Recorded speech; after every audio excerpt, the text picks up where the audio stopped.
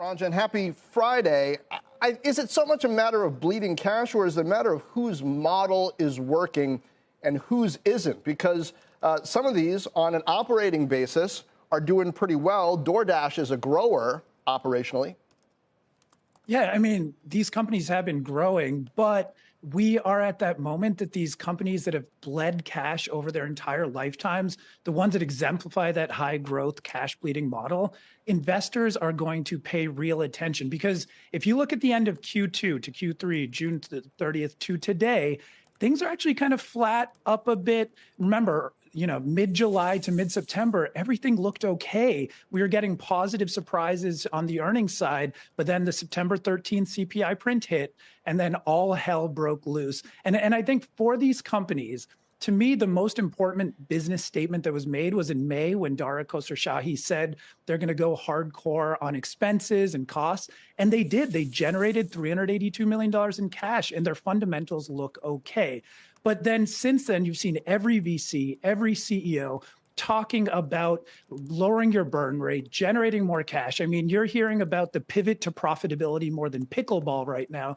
Everyone is talking about it. Now, the only thing is who's going to actually deliver. And I think investors have been giving a lifeline and a leash to these companies for a decade. Now they're going to demand. Powell and the Fed have said we're okay tolerating market pain. Who is actually going to be able to show cash flow and positivity? There's going to be a much, much more focus on that in the coming quarter. Agreed. And but there's lots of different ways of measuring profitability. And I think maybe investors, particularly retail investors, maybe haven't been as disciplined about that in the past as they could be now. Just because something isn't profitable by some measures, if it's growing quickly, if its model's working, if cash flows are good, then that's different than something else, right? There's a difference between Uber and Lyft, between Lyft and DoorDash.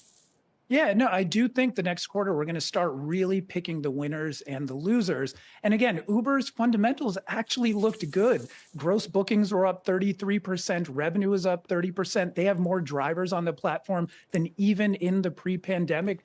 But this is a company that's still forecasted to lose $7 billion this year. They've lost $31 billion in their lifetime. So I think investors are really going to focus on who actually has a sustainable business model. And 1 quarter of positive cash flow does not make for a sustainable business model. They showed that they can cut expenses pretty rapidly, but that does not mean that this is necessarily going to work on an ongoing basis. Hey, Ranjan, I wonder if you could argue, though, that Judgment Day already came and went for the likes of Uber and Lyft, and it was their IPOs. Uber went public at $45 a share, Lyft at $72 a share. They are way, way below that. Investors seem to have already made up their minds that these are not tech companies. They're not valuing them as such. They're not even valued as growth companies. So are they looking at profitability when actually they should be looking at innovation?